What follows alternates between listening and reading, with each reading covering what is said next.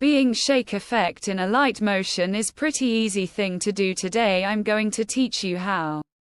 You guys, can I take effect in Alight Motion? So in your case you need to have an image or any of the thing where you want add your shake effect. In my case I only have one shape, so I'm just going to show you how to do it. In order to do it you just simply have to press on your image.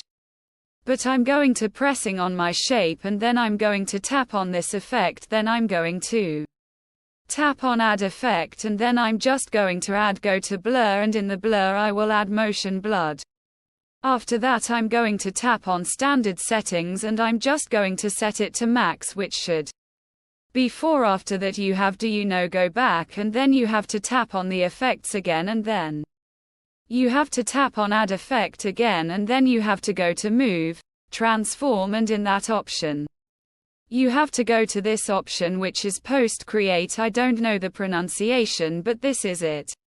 And then you have to go to standard settings, and with the standard setting you have to edit it a bit, and as you can see it says already, you can already see make effect, but we will increase it so you can change the angle and you can also change the frequency and the magnitude. You have to select it according to you, but in order to make it more natural you have to make it about 4 or 500.